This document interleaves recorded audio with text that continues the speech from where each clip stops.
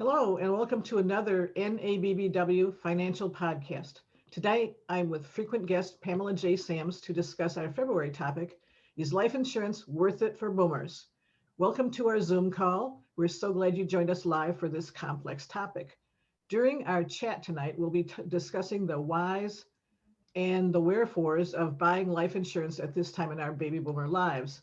And as I thought about our baby boomer lives, I was realizing that one of my oldest friends says, and she's a woman who does a fabulous job of looking young, healthy, and fit. And there's a ton of pictures of her on her Facebook because she and her husband they have been now can only travel in the United States, but they are the kind of people that have the chance to travel all over the world. And so she's posting pictures of herself all the time. But she hates going to class reunions because she said everybody there knows exactly how old she is. So, you can't fool the people that you went to school with. They know how old you are. But since we boomers were all born between 1946 and 1964, I can tell you that now we are all of us, at least 57 years old. And of course, anyone who knows who's received these unsolicited mail offers for term life insurance from the several life insurance companies which have become household names, the earlier you make a life insurance buying decision, the lower the premium. No doubt you've seen the charts that make it clear that as we age, the cost of life insurance increases. That's why tonight's topic is phrased as the question, is life insurance worth it for boomers? We know intellectually that we're all going to die eventually. Life expectancy actuarial tables indicate that as we age, becoming closer to our eventual expiration date, we will pay higher and higher rates for new term and whole life policies and the other hybrid policies, which means that if we decide to buy a life insurance policy now, we would be prudent to shop around in order to find the most affordable rates. Now, as I'm sure Pam will be discussing tonight, there are many reasons for buying life insurance, and these days shopping for life insurance may be complicated by the coronavirus, but everyone still has options. And have no fears. If you already have a policy in place and you die of coronavirus or a symptom that it brings on, the death benefit will definitely still be paid. But before we delve into the questions that we have for tonight, let me tell you a bit about who we are. I'm Ann Holmes, your moderator and the boomer in chief of the National Association of Baby Boomer Women, an organization dedicated to educating and empowering women at midlife and beyond. And as I mentioned at the top of the call, with me tonight to answer our questions is Pamela J. Sams, BFA, CRPC, MBA. Pam is an expert in personal finance, president of Jackson Sams Wealth Strategies in Herndon, Virginia, and a monthly guest who covers important information related to money and financial planning. She's a chartered retirement planning counselor, that's the CRPC, and NABBW's retirement planning associate. Now, before we can launch into tonight's discussion, I need to play a quick audio clip just to keep us legal. Securities offered through Securities America Incorporated, a registered broker-dealer, member FINRA SIPC. Advisory services offered through Securities America Advisors Incorporated, a SEC-registered investment advisory firm. Pamela Sams, investment advisor representative. Jackson Sams Wealth Strategies, Securities America Incorporated, and all other entities named are separate entities. Thanks for joining us again tonight, Pam. Thank you very much for having me once again, Ann. And here we are at the end of February already. I know. It's hard to imagine. We've already been through 2 months out of 2021. And of course, as I explained to you before, I tend to take February to talk about life insurance. I know people are like, why talk about life insurance in February? But it's really Insure Your Love Month, which is really the topic around being able to provide for your family in the event that something happened to you, really ensuring that love, leaving no problems once you transition, and really making sure your family's taken care of. So that's what we'll be talking about tonight. Excellent. And as a person who spent a year and a half or so of my life as a registered life insurance salesperson, I totally understand the value and the many ways that we can use our life insurance. But let's dig right into our conversation tonight here with my first question. Why do you suggest baby boomers should or should not get life insurance? Yeah, I get that a lot. Most of the time, when people have their children um, graduate or just basically leave the house, they figure, I don't really need a whole lot of life insurance anymore. So I get that question all the time. Should I have life insurance after 50, after 60? But really, that comes down to what are your goals in terms of the life insurance?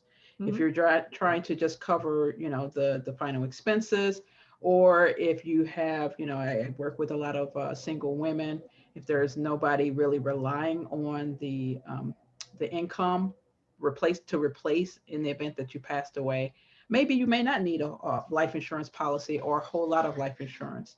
So it really depends on the goal as well. Now, if you do have children, you may want to take a look at maybe having a smaller policy really to take care of those final expenses in the event that you pass away, because you don't want to leave a big fat bill Hmm. for anybody to have to foot in on your behalf if you don't have the resources in place for that.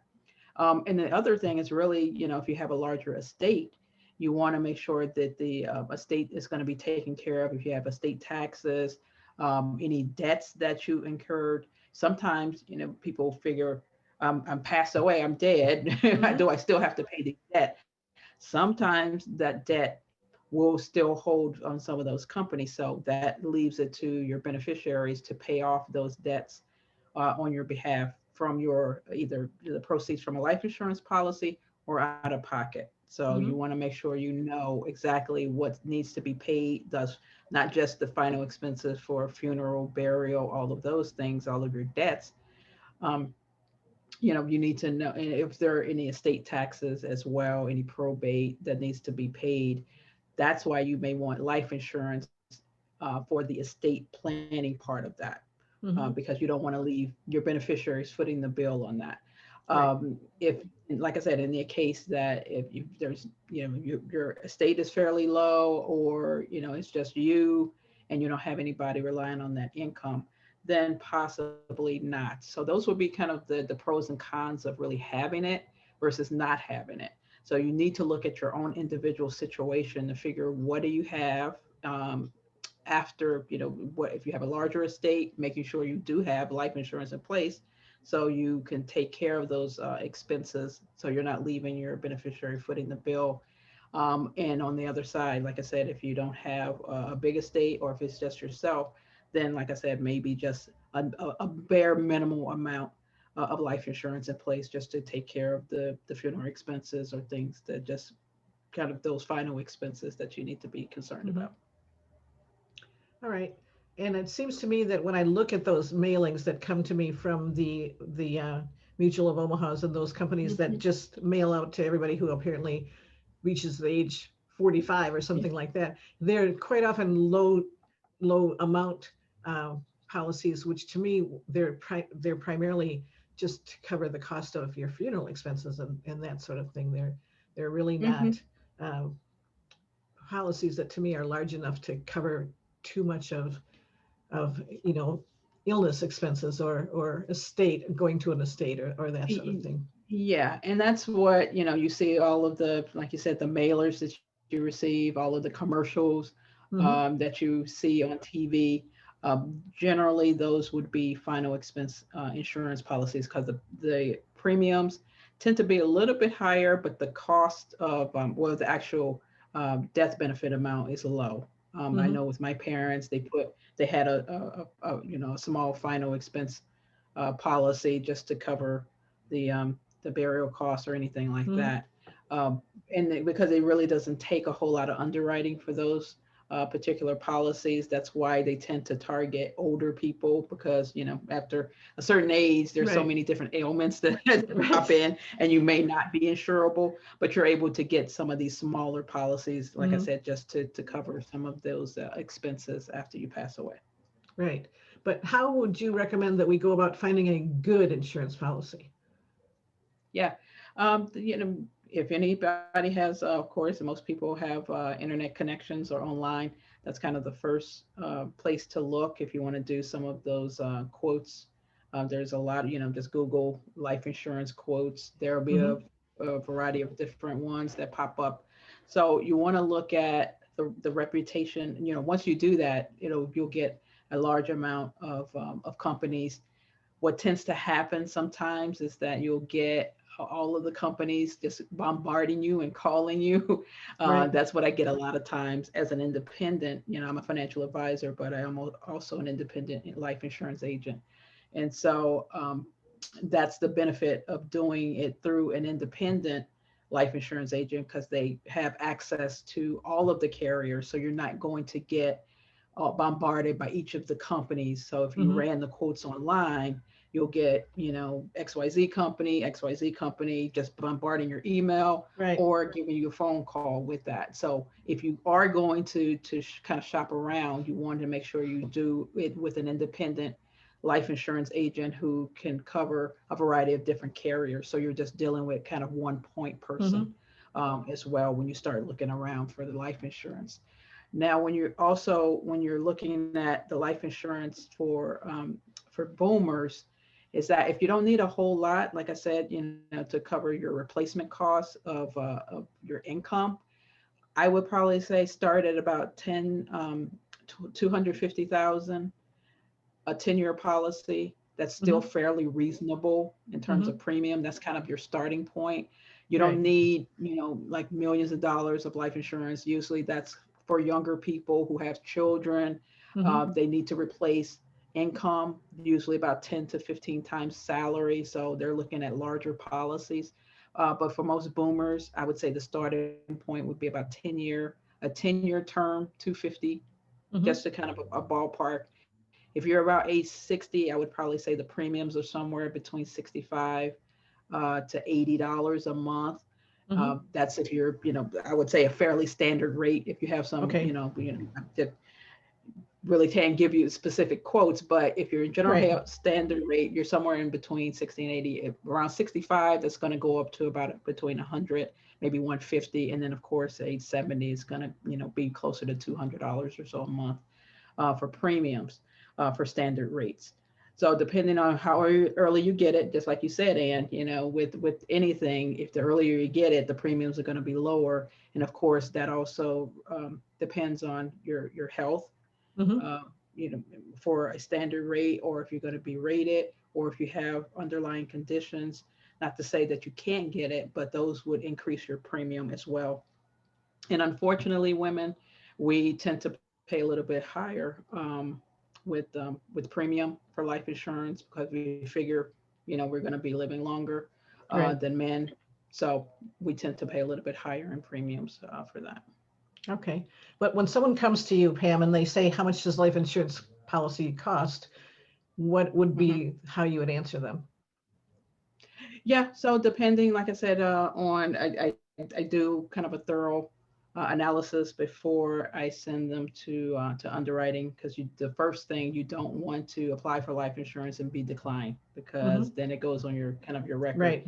And just like with credit, if you apply for credit someplace and then you go apply for credit again someplace, people are looking. Mhm. So with life insurance, it's the same way. So you don't want to go to, keep shopping around and then go through underwriting. So the important thing about having an independent independent life insurance agent, they can kind of take a little what they call a product pre-screening, Mhm. and then run it by underwriters to say, is this going to be an issue? Is this going to be an issue? So really looking at what types of maybe underlying conditions, maybe hypertension, or high blood pressure, had a history, family history of heart issues, whatever the case may be, from a health standpoint. And then you can kind of gauge if it's going to be a rated policy. And what that means is that they will underwrite the policy, but you may pay a little bit higher rate Mhm. because you Right. have some of these underlying medical conditions. Mhm. So that would affect your premium as well. If you're going to get either maybe even a preferred rate, if you're non-smoker, you're in really good health, no underlying conditions, you can actually get a preferential rate for life insurance as well. So it runs the spectrum from preferred ratings to standard to a rated policy. So the premiums could vary. So depending on what your age, of Mhm. course, what your gender, and then your underlying health conditions will affect what your premiums are going to be. So that's why and if you're a smoker or non-smoker, not to say that they won't underwrite you as a smoker, but smokers tend to pay a little bit higher premium as well, for that. Okay. So there's other things that can be added to our policies. And I'm going to ask you, what, if anything, should we be looking for to append to our basic policy? I guess we call those riders. So let's talk about the life insurance riders that baby boomers might want to consider. Yeah, and that's the thing about considering getting life insurance or having life insurance, is that you have particular riders. So some life insurance policies have what they call long-term care or LTC riders. So in the event that a long-term care situation occurred, then you could have access to a portion of the death benefit. So that could be a reason to have a life insurance policy, because I think in previous calls, and we've talked about the use of long-term care insurance, but it's so costly now as a standalone policy. So a lot of life insurance providers are now adding on a rider for long-term care, so people can tap into having resources in the event that something happened in a long-term care situation, to a portion of the death benefit to cover for that. Okay. You also have, critical illness riders. So if you have cancer, or, something happens in that instance where you have a critical illness, you can have access to your death benefit, for a portion of your death benefits, to pay for expenses for critical illness. You also have an accelerated death benefit rider. So this is usually for if you get a diagnosis where it's terminal, you would have access to the death benefit to pay for, basically hospice or anything like that that dealt with an accelerated, basically dealt with a terminal illness. So you would put that rider on there in the event that, it would just accelerate the death benefit. They would pay it out in installments to cover those expenses for you. You also have, child riders on it. So if you want a small policy for children, you can put that on there as well. And then some even have a disability rider. So if in the event that you become disabled, you can access a portion of the death benefit as well to pay for a disability. So that's the I would say the benefit of keeping life insurance or having life insurance after a certain age, because you do have access to some of these riders with certain carriers that you could put on. Probably for boomers, the ones that I would really stress would be that long-term care rider, because it's something that may happen to you down the road. And like I said before, standalone policies have become so expensive that people forego them altogether and say, well, I'll figure it out when I get there. It's a bad situation to figure it out when you get there, because you don't have a whole lot of options at that point and on how to pay for it. So if you had access to a life insurance policy that would kick in the event that a long-term care situation occurred, then at least you have some type of a benefit to cover some of the cost of care, because the cost of care is out of control with long-term care. Right. And then the same thing with critical illness. Unfortunately, there's a lot of people who, get, cancers or, certain diseases, and then you're not insurable at all once you get them. But if you have the policy in place and you do have it, you do have access to the policy to cover some of that. If you have that rider, if you have the rider, it'll cover those. If you just have basically a basic policy, you're just working with the death benefit. But if you put on these riders, then that would help cover some of those unexpected things that could happen in your situation. Okay. The cancer rider, I'd forgotten about that one. It reminds me that back prior to 9/11, when I had a company of like 25 people all under one roof, we had some agent that came and was presenting to our staff a cancer policy, just a standalone only cancer policy. And I'm not sure how many of my employees decided that they wanted to get a cancer policy. But it would seem to me that what you're talking about having life insurance with a cancer rider would be much smarter than having a simple only cancer policy. Yeah, exactly. Because then that way you would just have that would fall under the critical illness. So in the event, it could be anything, like you said, if you just have a standalone cancer policy, it has to be related to that. The critical illness is a little more comprehensive because it'll cover anything that is considered critical, a critical illness. So that would probably be the best benefit to do, is to add the rider on into onto a life insurance policy. Okay, that makes sense. Would you say that life insurance for older applicants is worth it? It depends on how older you are, but usually, like I said, when I explain to you kind of how the benefits, how the premiums go up a little bit, like I said, once you hit 70, you're looking at probably, 200 or more a month for even a smaller 250 policy, 10-year with that. It all, again, depends on what the goal is for the policy. If you're trying to leave a legacy, if you're trying to pay off, extra expenses or an estate plan, if anybody is relying on your income, let's say, for example, I have, several clients who have special needs children. So you would need something to cover that in the case of your passing away, that child is going to be taken care of, even if you're older. So those are some of the things you need to consider: is what is your life situation, and then does it make sense? Of course, there's different types of policies, and we can talk about that in a minute. But you have to look at kind of what your life situation is and what goals you would want to accomplish in a life insurance policy. And then, of course, it would be worth it. Like I said, for example, if you have, children that need to be taken care of, like a special needs child, you're going to need some life insurance, even if you're older. If you have a situation where maybe there's a history of certain illnesses in your family, and you're concerned about maybe contracting one of these critical illness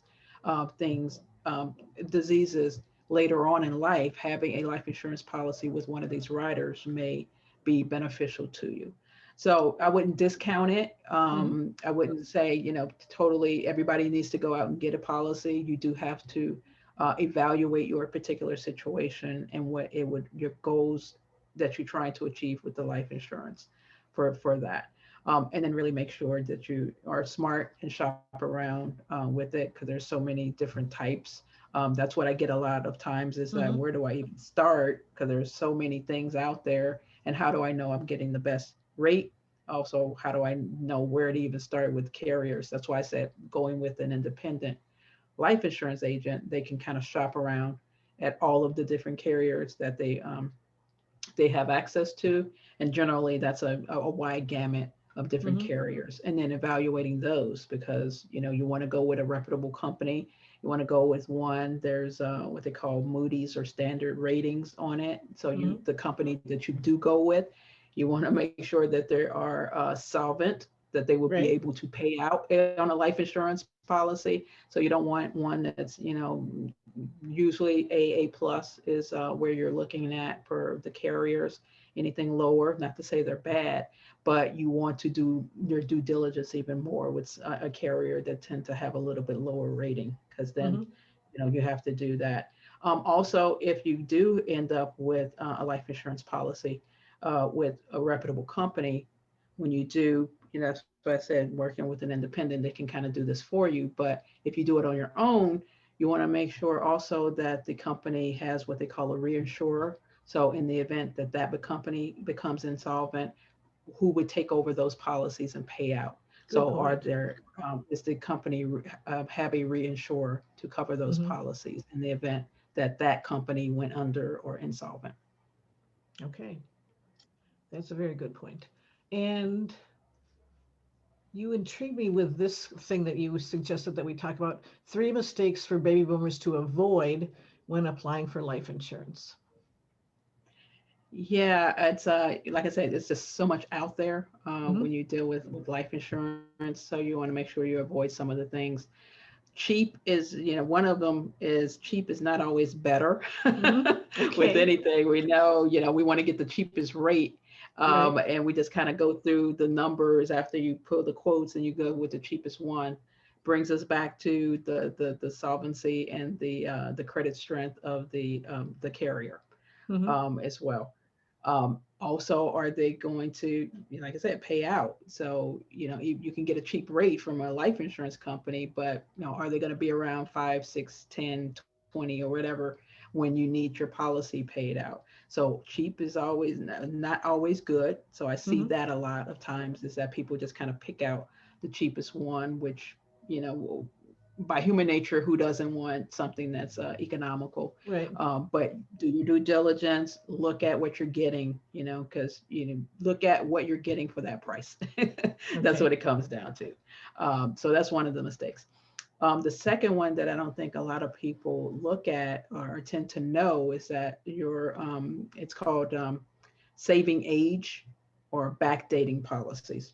What that means is that at some point, if you're kind of within a 6-month window of you turning a particular age, so for example, if you're 60 versus 59, your Mhm. premiums would be a little bit cheaper at 59. So you can go back if you apply for a policy, let's say 6 months prior to your birthday of turning 60, the life insurance company is automatically going to gross you up to 60. So they're going to price you out and the premium is 60. But if you go and work with your insurance agent and say, can you backdate or save age? They will look at and basically go back to age 59. You can get a cheaper premium for that. You do have to go back and start paying the premiums a little bit earlier, but over the life of the policy, it may save you a little bit more in an overall premium. So it's called saving age. So when you Mhm. do your life insurance quotes with your insurance agent, you want to see if you're especially in that particular period within a 6-month window. Some carriers are 3, so you want to look at and see which ones do maybe 6 to go back and do Mhm. a saving of age. That may save you a little bit in premium for that.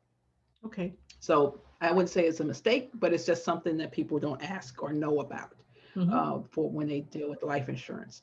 And then the other one is really the types of insurance, which we haven't talked about, but we'll talk about that in a little bit. But it's looking at your term policies versus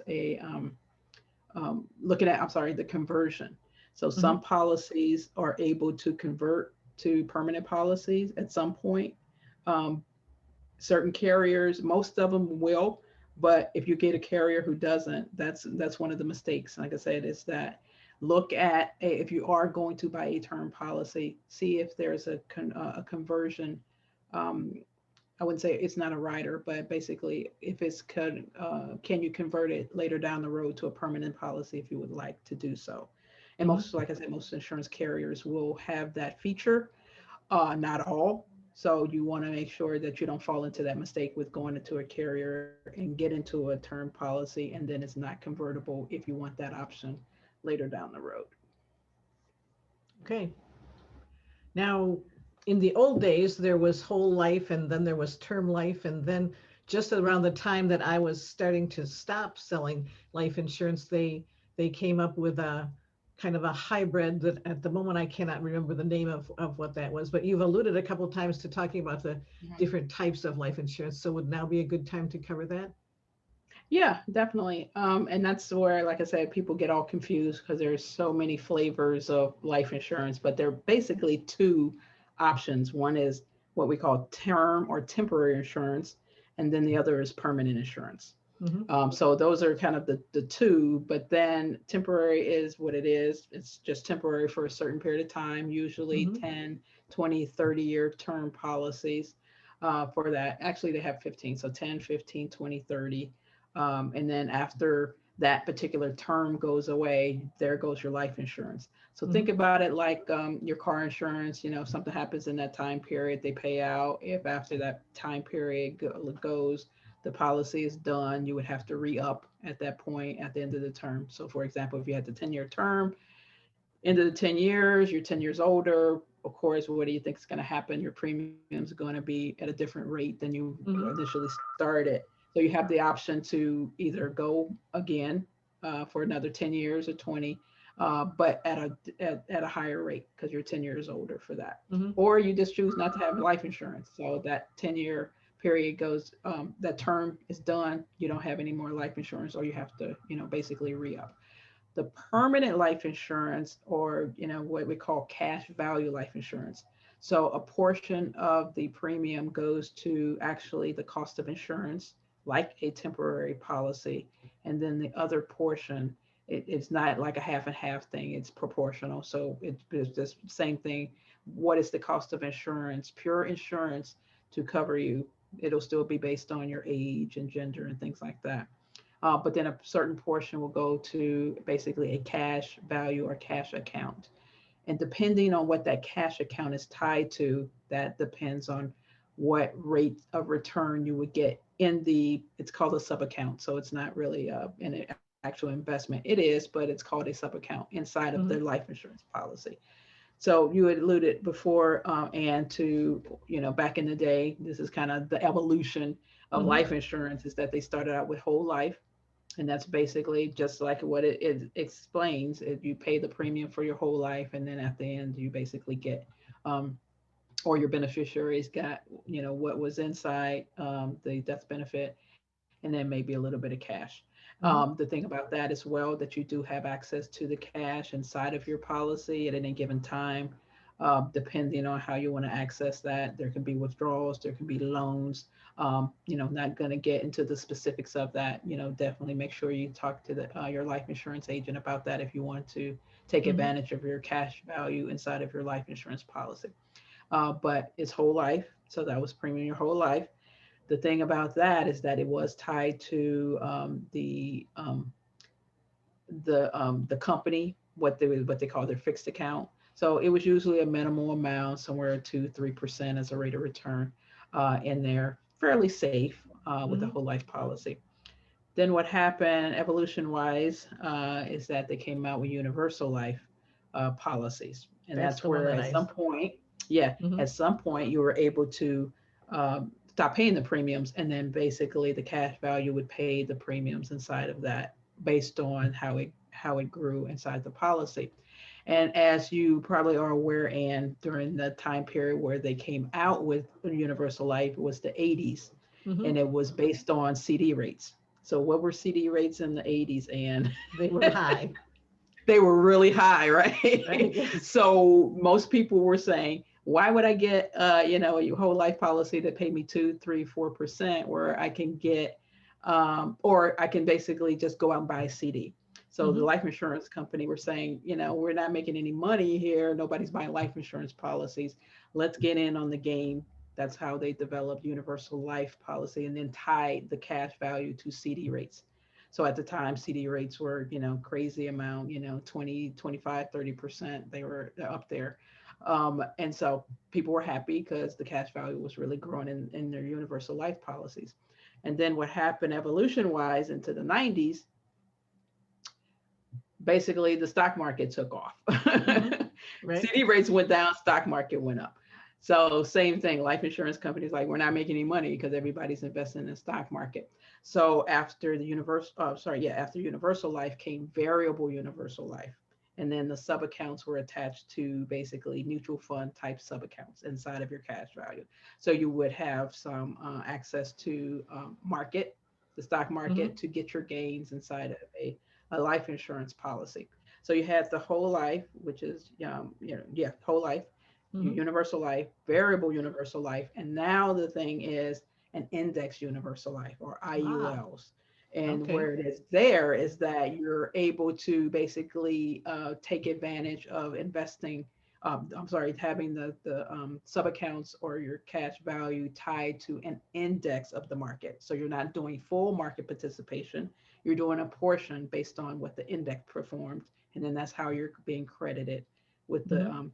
your cash value is being credited.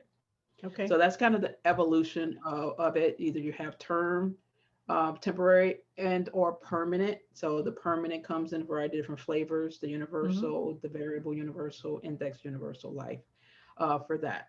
So depending on where you are, a lot of people, like I said, now are doing either just pure universal or IULs. There's not a whole lot of people that are continuing with the variable universal life, only because the stock market is doing its thing, and nobody really wants Right. to have that roller coaster Right. with that. But like again, you do want to consult with your life insurance agent to see which one is the best for you, based on your goals and your objectives with the life insurance.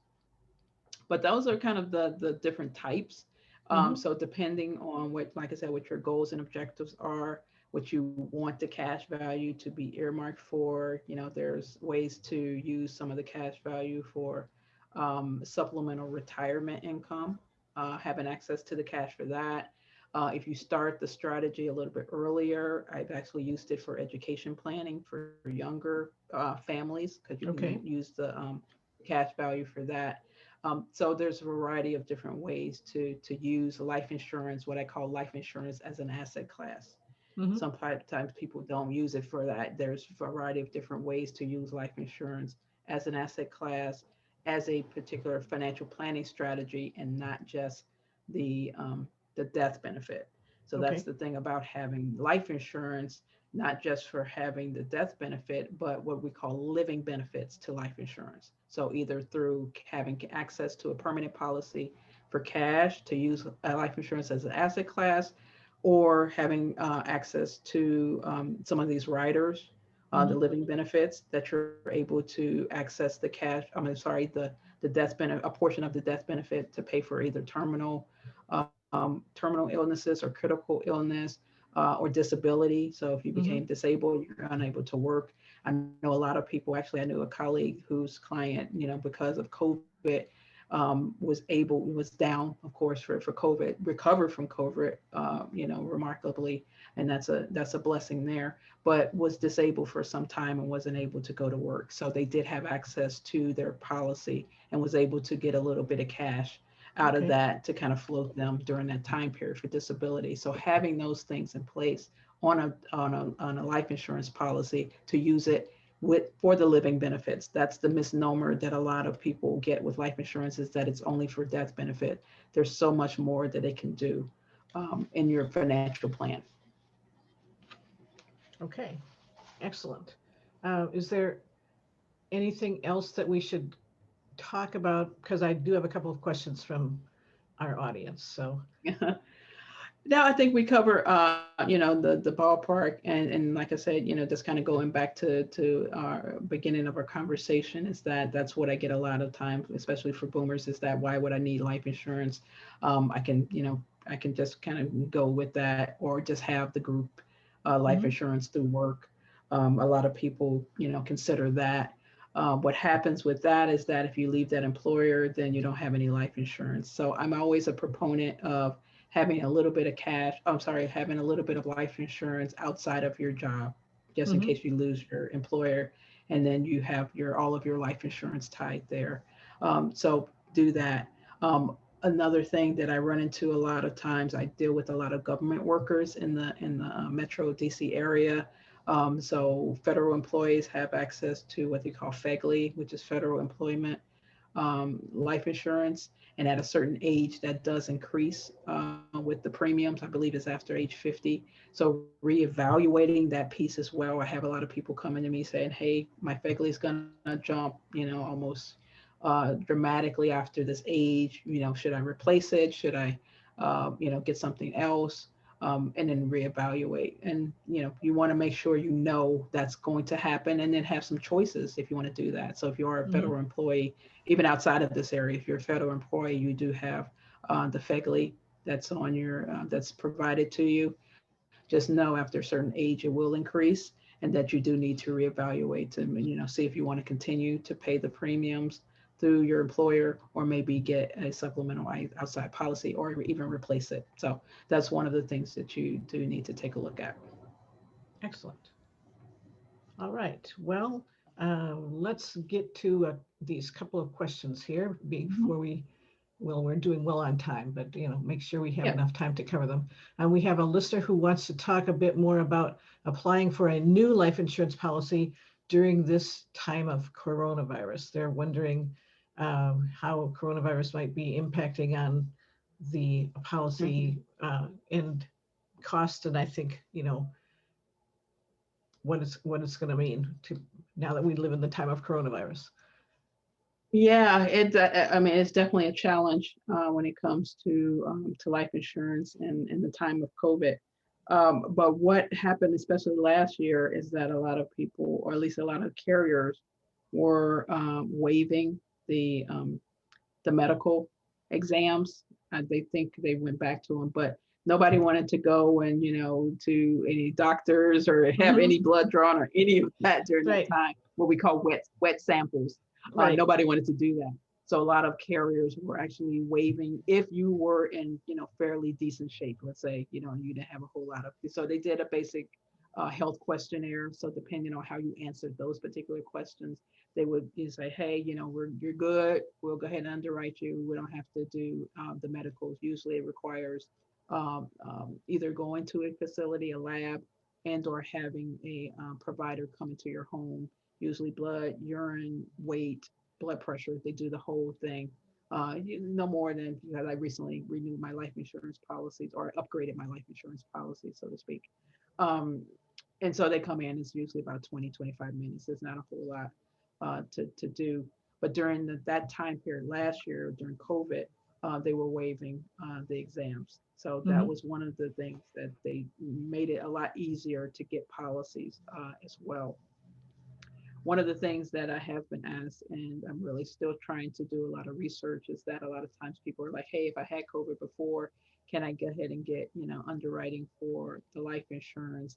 And I have to go back and check and see what carriers are doing in that instance. I believe they would probably use that as a pre-existing condition. I mean, you were okay, but you did have that on your medical record that you are basically a COVID survivor.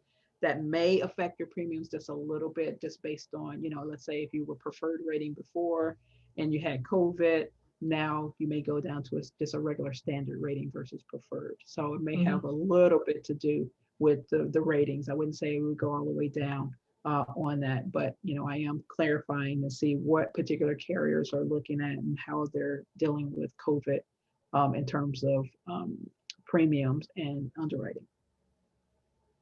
So again, that would be a situation where working with someone who's an independent agent would be beneficial, because you as an independent agent can consult with the various companies that you work with without laying their cards out on the table, so to speak. Yeah, exactly. And, looking at, some companies are a little more lenient. I know some companies that I work with, or if they have high blood pressure, is it controlled? Are they taking meds? What meds are they on? Would underwrite versus maybe another company where it's a deal breaker. So that's the thing that you have to evaluate. And I said, the good thing about working with an independent, so you're not shopping all around yourself, is that your independent agent has access and has relationships with most of the carriers that they use, and have access to kind of this pre-screening underwriting where you can kind of get that done first before you have to go through the whole application process. Because no sense going through the application process if that particular carrier is really stringent on their underwriting criteria as well. And so most of them are, most of the companies are fairly, reputable, have, of course, all of the carriers want to make sure that they're keeping their business going. So they don't want, all of these different cases and underwrite something that they don't want to. So you'll have some that are, in middle of the road, they're okay. You'll have some that are really stringent, don't want to take on others. And then you have some that are, less stringent, depending on what particular situation. Now, I know, some of the kind of across the board is that if there's family history of, let's say, early deaths in your family. So if it was like a heart attack or cancer, any of those, like your immediate family, usually father, your mother or your father passed away fairly early based on one of those diseases, a lot of the carriers will just go straight to standard, no preferred, any of that. So they have kind of their baseline on certain things that they do look at. All right. But I would think that we need to stress to our audience here that it's very important for our potential insurance buyer to be I'm very not sure I truthful. understand. Oh, I'm sorry. Siri's talking to me.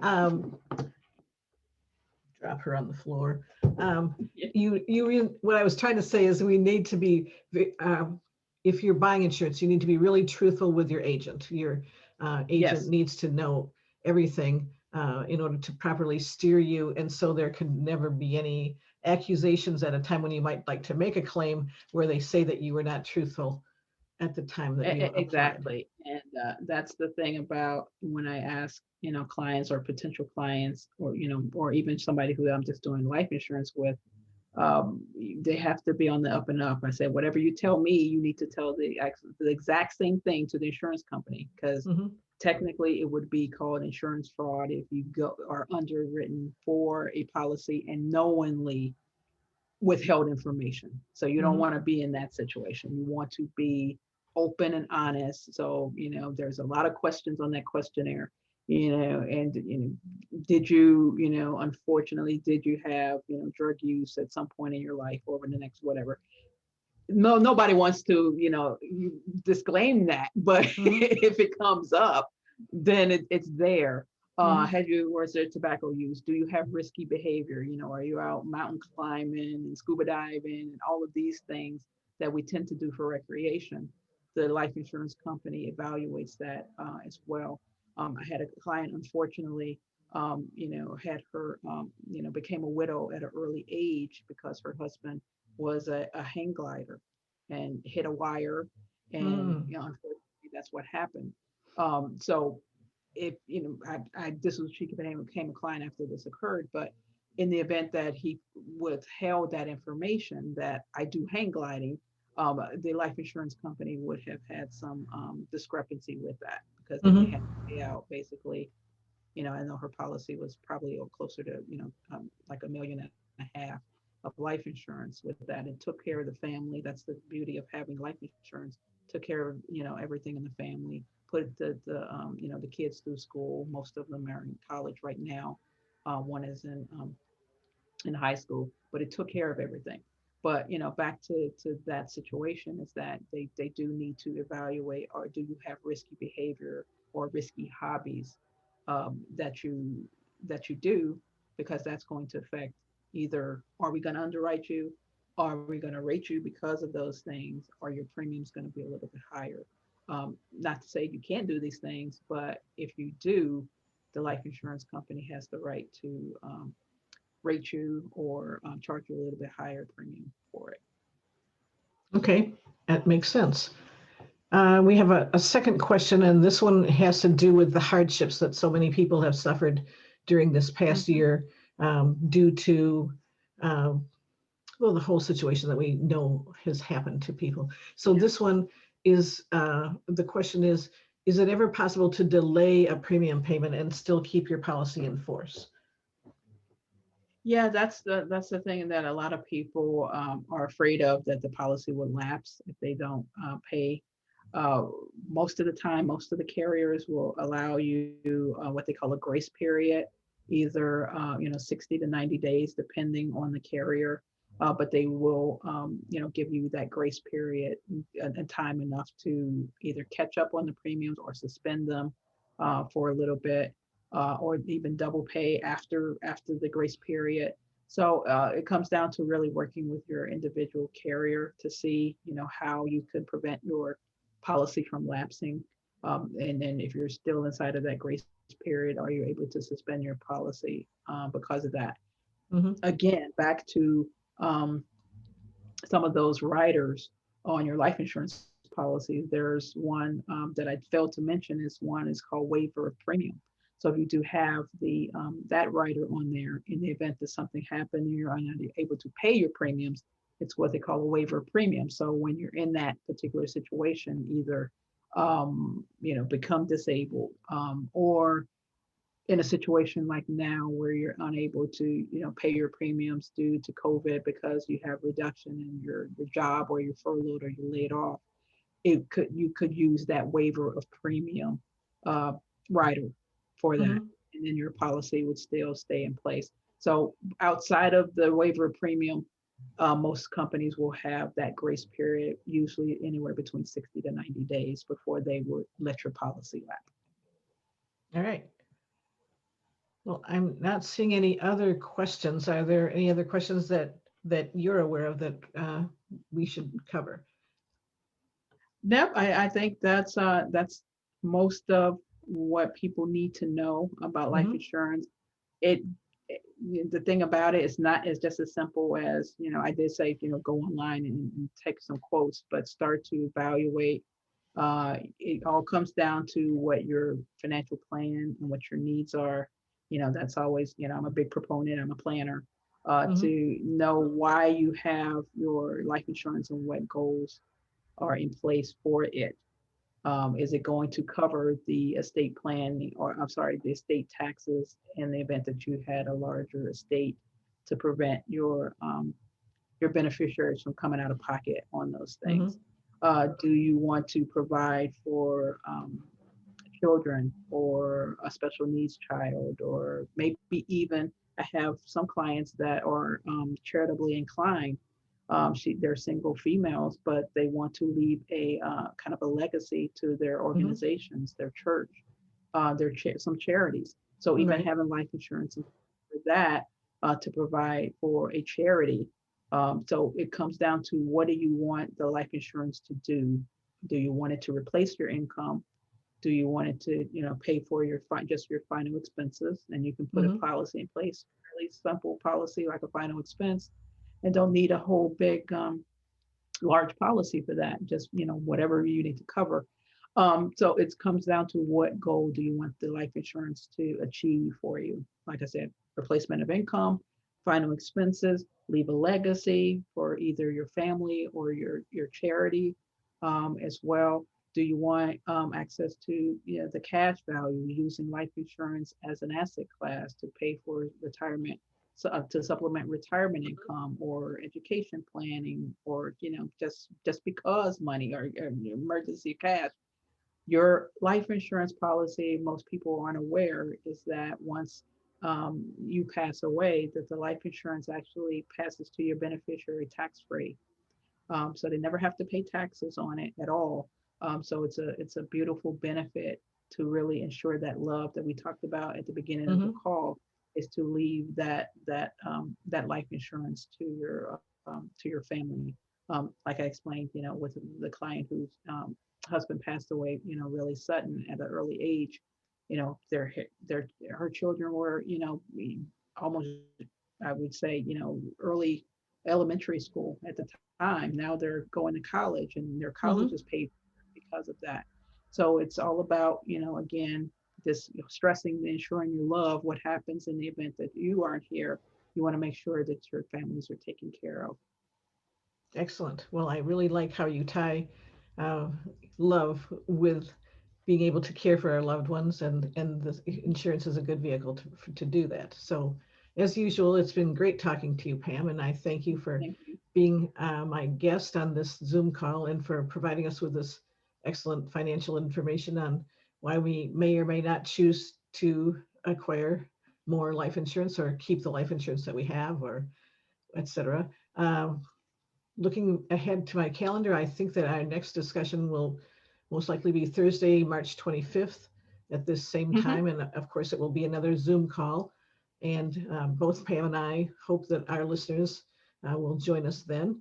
And now, speaking to our listeners, I want to say that um, thanks to you as well for joining us on this great call with Pamela Sams. If you have a question for Pam after the call, Pam is happy to have you contact her. You can email her at Pamela@JacksonSams.com. That's JacksonSams.com, or go to her website, www.jacksonsams.com. And if you'd like to know more about the National Association of Baby Boomer Women, check out our website at nabbw.com. We have a forum at Boomer Women Speak, and our Facebook page at facebook.com/nabbw. So that's all I have for us tonight.